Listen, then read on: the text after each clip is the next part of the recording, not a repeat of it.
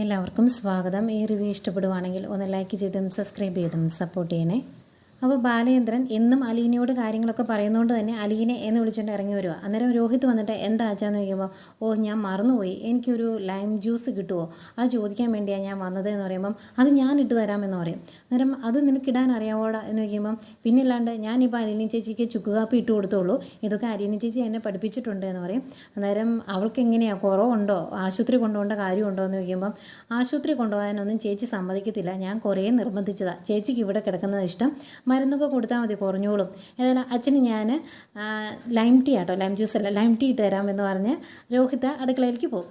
അന്നേരമാണ് വൈജയന്തി റൂമിൽ നിന്ന് ഇറങ്ങി വരുന്നത്. അപ്പോൾ ബാലേന്ദ്രൻ അവിടെ ഇരിക്കുന്ന കാണും. അന്നേരം ബാലേന്ദ്രൻ്റെ അടുത്തോട്ട് വന്നിട്ട് അതെ എനിക്ക് കുറച്ച് കാര്യങ്ങളൊക്കെ ചോദിക്കാനും സംസാരിക്കാനും ഒക്കെ ഉണ്ട് എന്ന് പറയുമ്പം ആരോട് എന്ന് ചോദിക്കും. അന്നേരം വൈജയന്തി വേറെ ആരോടാ, ബാലേന്ദ്രനോട് തന്നെ എന്ന് പറയും. അന്നേരം ബാലേന്ദ്രൻ പറയുവാണ് നീ ചോദിച്ചോ, ഉത്തരം പറയണോ വേണ്ടോ എന്ന് ഞാനാ തീരുമാനിക്കുന്നത് എന്ന്. അന്നേരം വൈജയന്തി പറയും അതൊന്നും പോരാ, എനിക്ക് കൃത്യമായ മറുപടി കിട്ടണമെന്ന്. അപ്പം ബാലേന്ദ്രനൊരു പുച്ഛമാണേ, അതൊക്കെ നിൻ്റെ അഭിപ്രായം, ഉത്തരം പറയണോ വേണ്ടയോ എന്ന് ഞാൻ തീരുമാനിക്കും എന്ന് പറയുന്നു. അന്നേരം വൈജയന്തി ദേഷ്യത്തോടെ പറയുന്നുണ്ട് എനിക്കിവിടെ ഒരു അഭയാർത്ഥിയെ പോലെ വന്ന് കിടക്കേണ്ട കാര്യമൊന്നുമില്ല, ഞാൻ വാടകയ്ക്ക് ഒരു വീടെടുത്തിട്ടേക്കുവാണ്, എന്നിട്ടും എന്നെ പിടിച്ചു വലിച്ച് ഇവിടെ കൊണ്ട് വിട്ടിട്ട് പോയത് എൻ്റെ ആങ്ങളമാരാണ്, ഇവിടെ വന്ന് മക്കളുടെയും ഭർത്താവിൻ്റെയും കൂടെ ജീവിച്ചോ എന്ന് പറഞ്ഞാൽ അവരിതെല്ലാം ചെയ്തിട്ട് പോയത്, എന്നിട്ട് ഞാനിവിടെ വന്നിട്ട് എൻ്റെ ഭർത്താവിനെ കണ്ടിട്ടില്ല, അങ്ങനെ ഒരാളെയും ഞാൻ കണ്ടില്ല എന്ന് പറയുമ്പം നിനക്ക് അങ്ങനെ ഒരാളുണ്ടായിരുന്നോ എന്ന് ചോദിക്കും. അന്നേരം ഉണ്ടായിരുന്നു എന്ന് പറയുമ്പം ബാലേന്ദ്രൻ പറയുവാണ് അങ്ങനെയെങ്കിൽ അയാളെ എവിടെയാണ് നീ വലിച്ചെറിഞ്ഞത് എന്ന് ഓർത്തിട്ട് അവിടെ പോയി അന്വേഷിക്കുക, അന്നേരം കിട്ടുമെന്ന് പറയുവാണേ. അന്നേരം വൈജയന്തിക്ക് നല്ല ദേഷ്യം വരുന്നുണ്ട്. വൈജയന്തി പറയുവാണ് എനിക്കിതിൻ്റെ ഒന്നും ആവശ്യമില്ല, ഞാൻ ആരുടെയും മുമ്പിൽ അങ്ങനെ തലതാഴ്ത്തി നിൽക്കുകയില്ല, അതിൻ്റെ ആവശ്യമില്ല, കാരണം ലക്ഷങ്ങൾക്ക് മേലെ വരുമാനമുള്ള ഒരു ജോലി എനിക്കുണ്ട്, എനിക്കൂടെ അവകാശപ്പെട്ട ഒരു തറവാടുണ്ട്, അതുപോലെ 150 പവനോളം സ്വർണവും ഇൻഷുറൻസും ഒക്കെ ഉള്ള ഒരാളാണ് ഞാൻ എന്നിങ്ങനെ പറയുമ്പം ബാലേന്ദ്രൻ പറയുന്നുണ്ട് അതെ നിനക്കെല്ലാ കാര്യങ്ങളും കൂടുതലായി തന്നെയുണ്ട്, പക്ഷെ ചില കാര്യങ്ങൾ വളരെ ചെറിയ ചില കാര്യങ്ങൾ മാത്രമേ ഇല്ലാത്തതുള്ളൂ, മനുഷ്യ കരുണ, സത്യസന്ധത, അങ്ങനത്തെ കുറച്ച് കാര്യങ്ങൾ നിനക്കില്ലാത്തതുള്ളൂ എന്ന് പറയുക. അന്നേരത്തേക്കും വൈജയന്തിക്ക് ദേഷ്യം വരും, ഇങ്ങനത്തെ കാര്യങ്ങളൊന്നും പറയുന്നത് വൈജയന്തിക്ക് ഇഷ്ടമല്ലല്ലോ, അതുകൊണ്ട് തന്നെ വൈജയന്തിക്ക് ദേഷ്യം വരും. അന്നേരം വൈജയന്തി പറയുന്നുണ്ട് ഇതൊന്നും എനിക്ക് കേൾക്കണ്ട, ഞാൻ ഇങ്ങോട്ട് വന്നത് എൻ്റെ ഭർത്താവിൻ്റെയും മക്കളുടെയും കൂടെ ജീവിക്കാനാണ് എങ്കിൽ ബാലേന്ദ്രന് എന്നെ ഭാര്യയായിട്ട് കാണാൻ പറ്റുമോ, എൻ്റെ കൂടെ ജീവിക്കാൻ പറ്റുമോ എന്ന് എനിക്കറിയണം എന്ന് പറയുക. അന്നേരം ബാലേന്ദ്രൻ പറയുന്നുണ്ട് അങ്ങനെ ജീവിക്കണമെന്നുണ്ടെങ്കിൽ നീ നിൻ്റെ ദന്തഗോപുരത്തിൽ നിന്ന് ഇറങ്ങി താഴോട്ട് വരണം, എന്നിട്ട് ഒരു ഭാര്യയ്ക്ക് വേണ്ട മിനിമം സത്യസന്ധത, വിനയം അതൊക്കെ നിന്നിലേക്ക് വരണം, അല്ലാതെ ഒന്നും നടക്കുന്ന കാര്യമല്ല എന്ന് പറയുന്നു. വൈജയന്തിക്ക് ദേഷ്യം പിന്നെയും എരച്ച് കയറി വരുവാണ്. അങ്ങോട്ടും ഇങ്ങോട്ടും ഇവർ തർക്കിച്ചുകൊണ്ടിരിക്കുമ്പം ഇത് കേട്ടുകൊണ്ടാണ് അങ്ങോട്ടേക്ക് രോഹിത് വരുന്നത്. അവൻ ലൈം ടീ ഇട്ടുകൊണ്ട് വരുവാണ്. എന്നിട്ട് ചോദിക്കും ഇതെന്താ ഇവിടെ ഒരു വാഗ്വാദങ്ങളൊക്കെ, കോടതിയിൽ പോയി വല്ല വാദിക്കാൻ ഒരു ഉദ്ദേശമുണ്ടോ എന്ന് ചോദിക്കുമ്പോൾ കോടതി പോകാനുള്ള ഉദ്ദേശമൊക്കെ ഉണ്ട്, അതിന് മുന്നോടിയായിട്ട് നടക്കാനുള്ള റിഹേഴ്സലാണ് ഇപ്പം നീ കണ്ടത് എന്ന് പറയും. അന്നേരം രോഹിത് ചോദിക്കുന്നുണ്ട് എന്താ അമ്മ ഇത്, എന്തിനെങ്ങനെ അമ്മ വെറുതെ ബഹളം വയ്ക്കുന്നത് എന്ന് ചോദിക്കുമ്പം നീയും മറുകണ്ഠം ചാടിയല്ലോ, മക്കളും അച്ഛനും ഒക്കെ ഒറ്റ സെറ്റായല്ലോ, അതൊക്കെ ഞാൻ അറിഞ്ഞു എന്ന് പറയുമ്പോൾ അമ്മ എന്നതാ പറയുന്നത്, എങ്ങനെ സെറ്റായെന്നാണ് അമ്മ ഈ ഉദ്ദേശിക്കുന്നത് എന്ന് ചോദിക്കും. അന്നേരം വൈജയന്തി പറയുവാണ് ഞാനൊന്നും അറിഞ്ഞില്ല, ഞാനൊന്നും അറിയാതെ ഇവിടെ റൂമിൽ കഴിയുവാണ് എന്നാണോ നീയൊക്കെ അറിഞ്ഞത്, ആങ്ങളയ്ക്ക് പനി വരുന്നു, അന്നേരത്തേക്കും 2 അനിയത്തിമാരും പോയി അപ്പുറത്തും ഇപ്പുറത്തും നിന്ന് സംരക്ഷിക്കുന്നു, ഓരോ കാര്യങ്ങൾ ചെയ്തു കൊടുക്കുന്നു, വേലക്കാരി പറയുന്നതനുസരിച്ച് എല്ലാവരും അങ്ങ് ചെയ്യുന്നു, അത് കഴിഞ്ഞ് വേലക്കാരിക്ക് പനി വരുന്നു, അന്നേരം അനിയൻ പോയി കാവൽ നിൽക്കുന്നു, അനിയത്തിമാരെ സംരക്ഷിക്കുന്നു, തലോടുന്നു, ഇതൊന്നും ഞാൻ അറിഞ്ഞില്ലെന്നാണ് ഓർക്കുന്നത്, ഇതൊക്കെ അറിഞ്ഞിട്ട് തന്നെ വൈജയന്തി ഇവിടെ ജീവിക്കുന്നത് എന്ന് പറയുമ്പം രോഹിത് പറയുന്നുണ്ട് അമ്മ ഇങ്ങനെ രാവിലെ വഴക്കിന് വരരുത്, അമ്മ ആ റൂമിൽ നിന്ന് പുറത്തേക്ക് ഇറങ്ങിയിട്ട് ഞങ്ങളുടെ കൂടെ അങ്ങ് ജീവിക്കമ്മേ, അതല്ലേ വേണ്ടത് എന്നൊക്കെ ചോദിക്കുമ്പം നീയേ ഒരുപാട് എന്നെ ഇങ്ങോട്ട് പഠിപ്പിക്കാൻ വരണ്ട, വൈജയന്തി എന്താണ് ചെയ്യുന്നതെന്ന് വൈജയന്തിക്ക് നന്നായിട്ട് അറിയാം, ഇനി അങ്ങോട്ട് എന്താണ് ചെയ്യേണ്ടത് എന്നും എനിക്കറിയാം എന്ന് പറയുമ്പം രോഹിത് പറയുന്നുണ്ട് അമ്മ വെറുതെ വഴക്കിന് വന്നിട്ട് കാര്യമില്ല, അമ്മ ആ റൂമിൽ നിന്ന് പുറത്ത് വരണം, എന്നിട്ട് അമ്മ ഞങ്ങളുടെ അമ്മയാകണം എന്ന് പറയുമ്പം അത് ഇഷ്ടപ്പെടാതെ വൈജയന്തി പറയുവാണ് അതെ നീ എൻ്റെ ഈ വയറ്റിൽ നിന്നല്ലേ പുറത്തേക്ക് വന്നത്, ആകപ്പാടെ എലിക്കുഞ്ഞിൻ്റെ അത്രേ ഉണ്ടായിരുന്നുള്ളൂ, നീ എന്നെ ഉപദേശിക്കാൻ വരരുത് എന്ന് പറഞ്ഞിട്ട് ദേഷ്യപ്പെട്ടങ്ങ് പോകുമ്പം ഇതെന്ത് ചെയ്യും, ഇതിനെ ഇനി നന്നാക്കാൻ പറ്റില്ലല്ലോ എന്നുള്ള രീതിയിൽ ബാലേന്ദ്രൻ രോഹിത്തിൻ്റെ നേരെ കൈ കാണിക്കുന്നുണ്ട്. എന്നിട്ട് അവിടെ ഇരിക്കുക, അവനേതെല്ലാം കഷ്ടപ്പെട്ട് ലൈം ടീ ഒക്കെ ഇട്ടുകൊണ്ട് വന്നതല്ലേ അത് കുടിക്കാൻ വേണ്ടി അവിടെ ഇരിക്കുന്നു. ബാലേന്ദ്രന് നല്ല സങ്കടവും വിഷമമൊക്കെ വന്നിട്ടുണ്ട്. പിന്നെ കാണിക്കുന്നത് ബാലേന്ദ്രൻ രോഹിത്തിൻ്റെ കോളേജിൽ ചെന്ന് അവിടുത്തെ പ്രിൻസിപ്പളുമായിട്ട് സംസാരിക്കുവാണ്. അങ്ങേരോട് സംസാരിക്കുമ്പം രോഹിത്തിനെ അവിടെ പഠിപ്പിക്കാൻ അവർക്ക് താല്പര്യമില്ല.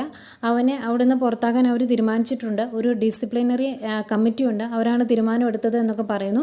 രോഹിത്തിന് വേണ്ടി ബാലേന്ദ്രൻ വാദിച്ചു നോക്കുന്നുണ്ട്. ബാലേന്ദ്രൻ പറയുന്നുണ്ട്, എൻ്റെ മകൻ ഒരു വീഴ്ച പറ്റി, അവന് തെറ്റുപറ്റി, പക്ഷേ അവൻ ആ പെൺകുട്ടിയെ ഉപദ്രവിച്ചിട്ടില്ല എന്ന് ആ പെൺകുട്ടി തന്നെ മൊഴി കൊടുത്തിട്ടുണ്ട്. അതുകൊണ്ടാണ് കോടതി അവനെ ആ സമയത്ത് ജാമ്യം കൊടുത്തതും പുറത്തു വിട്ടതും. അത് നിങ്ങൾക്ക് എല്ലാവർക്കും അറിയാവുന്ന കാര്യമല്ലേ എന്ന് ചോദിക്കുമ്പം പ്രിൻസിപ്പൾ പറയുന്നുണ്ട്, നിങ്ങൾ ഒരു കാര്യം മനസ്സിലാക്കണം, ഈ കേസ് വന്ന അന്ന് തൊട്ട് രോഹിത്തിൻ്റെ പേരിനൊപ്പം പർപ്പസ്ഫുള്ളി ഈ കോളേജിൻ്റെ പേരും പലരും ഉപയോഗിച്ചിട്ടുണ്ട്. അത് ഞങ്ങളുടെ കോളേജിന് ഒരുപാട് നാണക്കേട് ഉണ്ടാക്കിയിട്ടുണ്ട്. പിന്നെ ആ പെൺകുട്ടി അങ്ങനെ ഒരു മൊഴി പറഞ്ഞു എന്ന് കരുതി അത് സ്ഥിരമായിരിക്കണമെന്നും ഉറപ്പൊന്നുമില്ലല്ലോ.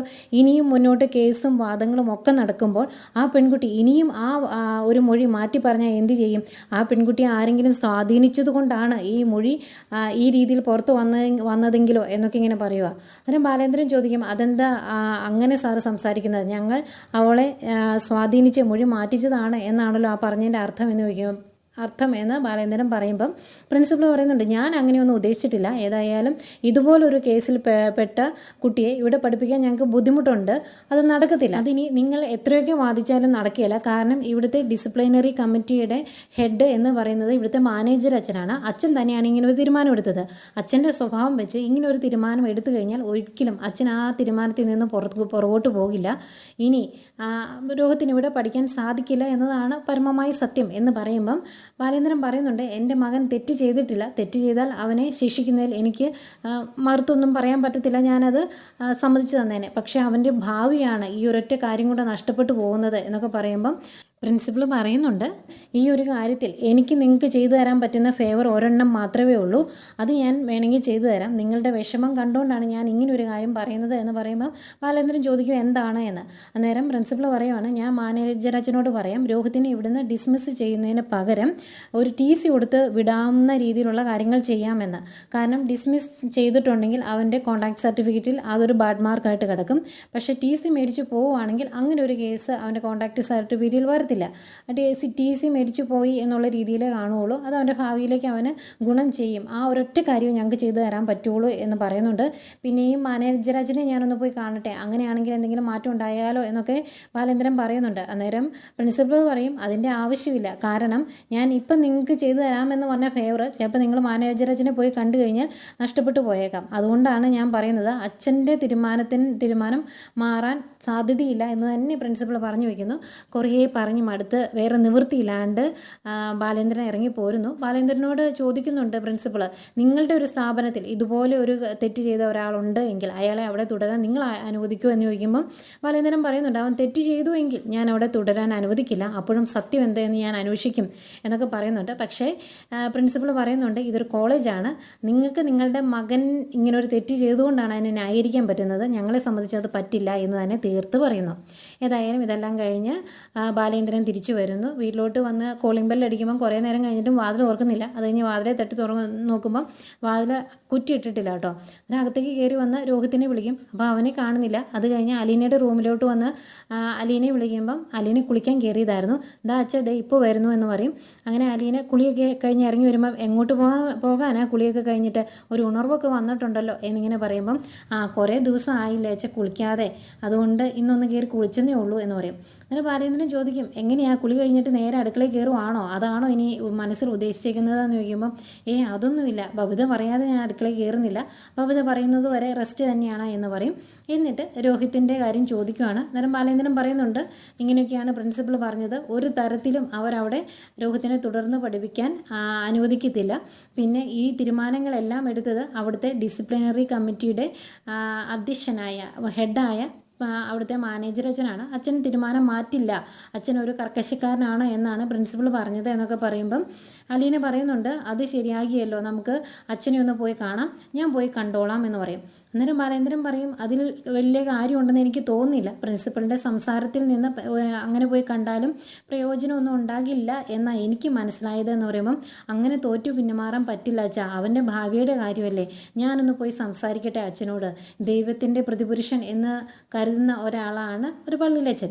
അതുകൊണ്ട് തന്നെ നമ്മുടെ സങ്കടങ്ങൾ പറഞ്ഞാൽ അവൻ്റെ ഭാഗം എന്താണ് എന്ന് അച്ഛനെ അറിയിച്ച് അച്ഛൻ അവനോട് ക്ഷമിക്കുമെന്നും അവനെ അവിടെ തുടർന്ന് പഠിപ്പിക്കുമെന്നും തന്നെയാണ് എൻ്റെ ഒരു വിശ്വാസം എന്ന് പറയുമ്പം നിൻ്റെ വിശ്വാസം നിന്നെ രക്ഷിക്കട്ടെ എന്ന് പറയുവാണ് ബാലേന്ദ്രൻ. അന്നേരം അലീന വചനങ്ങളൊക്കെ അറിയാവോ എന്ന് ചോദിക്കും. അന്നേരം ബാലേന്ദ്രൻ പറയുവാണ് നിങ്ങളോടൊക്കെ പിടിച്ച് നിൽക്കണമെങ്കിൽ ഇതൊക്കെ അറിഞ്ഞിരിക്കണ്ടേ, അല്ലെങ്കിൽ ശരിയാകിയല്ല എന്ന്. എന്നിട്ട് ഞാൻ ഇനി എന്തെങ്കിലും പോയി ഫുഡ് കഴിക്കട്ടെ, അവിടെ വായി വെച്ച് കഴിക്കാൻ പറ്റുന്ന എന്തെങ്കിലും ഉണ്ടോ എന്ന് ചോദിക്കും. അന്നേരം അലീന പറയുന്നുണ്ട് അവിടെയുള്ള ഫുഡൊക്കെ നല്ലത് തന്നെയാണ്, കുറ്റമൊന്നും പറയാതെ അങ്ങ് കഴിച്ചേച്ചാൽ മതി എന്ന് പറയുമ്പോൾ ആയിക്കോട്ടെ ഞാൻ കഴിച്ചോളാം എന്ന് പറയും. അലീന കഴിക്കുന്നുണ്ടോ എന്ന് ചോദിക്കുമ്പം ഇല്ല, രോഹിത്ത് വന്നിട്ട് ഞാൻ അവൻ്റെ കൂടെ ഇരുന്ന് കഴിച്ചോളാം എന്ന് പറയും. അങ്ങനെ ബാലേന്ദ്രൻ ഫുഡ് കഴിക്കാനായിട്ട് അങ്ങ് പോവാണ്. പിന്നെ കാണിക്കുന്നത് ശരണ്യാണ്. ശരണ്യയ്ക്ക് അലീനെ കാണാതെ യാതൊരു നിവൃത്തിയില്ല, ഫുഡ് പോലും കഴിക്കുന്നില്ല. അന്നേരം അമ്മ വന്നിട്ട് ഫുഡ് കഴിക്കാൻ വിളിക്കും. അന്നേരം വേണ്ടാന്ന് പറയും. അന്നേരം അമ്മ ചോദിക്കുന്നുണ്ട് നീ എന്തുദ്ദേശത്തില്ല, ഇന്നലെ വൈകിട്ട് നീ ഫുഡ് കഴിച്ചിട്ടില്ല, ഇപ്പോഴും ഫുഡ് കഴിക്കാതിരുന്നാൽ എങ്ങനെയാണ് ശരിയാകുന്നത്, അതുകൊണ്ട് മര്യാദയ്ക്ക് വാ എന്ന് പറയുമ്പം പറ്റുകയില്ല, എനിക്ക് അലീന ചേച്ചി ഒന്ന് കാണണോ അമ്മേ, അലീന ചേച്ചി കാണാൻ എന്തെങ്കിലും മാർഗ്ഗമുണ്ടോ എന്ന് ചോദിക്കുമ്പം അമ്മ പറയും നീ എന്താ ഇങ്ങനെയൊക്കെ സംസാരിക്കുന്നത്, അവൾക്ക് പനിയല്ലേ, ഇനി ഒരു 2 ആഴ്ച കഴിയാതെ അവളെ കാണാനൊന്നും പറ്റത്തില്ല എന്ന് പറയുമ്പം എങ്കിൽ നമുക്ക് അങ്ങോട്ട് പോയാലോ എന്ന് ചോദിക്കും.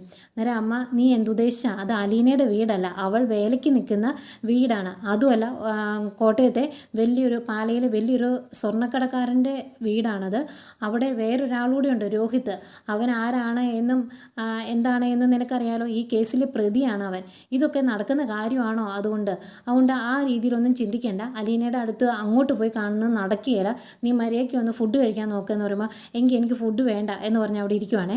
അന്നേരം അമ്മ ശരണ്യോട് പറയുന്നുണ്ട് നിന്നെ കൊഞ്ചിച്ച് വഷളാക്കി എന്നാണ് ഓമനക്കുട്ടൻ എപ്പോഴും പറയുന്നത്, നിന്നെ തല്ല് കൊടുത്ത് വളർത്തിയായിരുന്നെങ്കിൽ ഇങ്ങനെയൊന്നും ആകില്ലായിരുന്നു എന്നും അവൻ പറയും എന്ന് പറയുമ്പം ശരണ്യ പറയുവാണ് ഓമനക്കുട്ടനെയും തല്ലാതെയല്ല അമ്മ വളർത്തിയത്, അതിൻ്റെ എല്ലാ കുഴപ്പവും ഏട്ടനുണ്ടെന്ന് അമ്മ പറയുന്നത് ഞാൻ കേൾക്കാറുണ്ടല്ലോ, അപ്പോൾ എങ്ങനെയാണ് ശരിയാകുന്നതെന്ന് ചോദിക്കും. അന്നേരം ഇതിനോട് തർക്കിച്ചിട്ട് കാര്യമില്ല എന്ന് മനസ്സിലാകുന്ന അമ്മ പറയുന്നുണ്ട് ദേ ഇനി നിന്നോട് തർക്കിക്കാനൊന്നും ഞാനില്ല, മര്യാദയ്ക്ക് ഒന്ന് ഫുഡ് കഴിക്കാൻ നോക്കാമെന്ന് പറയുമ്പോൾ ഇല്ല എനിക്ക് ഫുഡ് വേണ്ട എന്ന് പറഞ്ഞ് നിൽക്കുവാണേ, എന്നാൽ നീ എന്തെങ്കിലും ചെയ്യേ എന്ന് പറഞ്ഞിട്ട് അമ്മ ദേഷ്യപ്പെട്ട് അങ്ങ് പോവും. അന്നേരം ഇനി എന്ത് ചെയ്യുന്ന ഓർത്തിങ്ങനെ വിഷമിച്ച് നിൽക്കുക കേട്ടോ ശരണ്യയ്ക്ക് അലീനെ കാണാതെ ഒരിറ്റ് ഭക്ഷണം പോലും ഇറങ്ങിയില്ല, ഭയങ്കര ഒരു വെപ്രാളോ, അലീനെ എങ്ങനെയെങ്കിലും കാണണമല്ലോ എന്നോർത്തിങ്ങനെ ആകെ വിഷമിച്ച് നിൽക്കുന്ന കാണിച്ചുകൊണ്ടാണ് ഇന്നത്തെ കഥ അവസാനിക്കുന്നത്.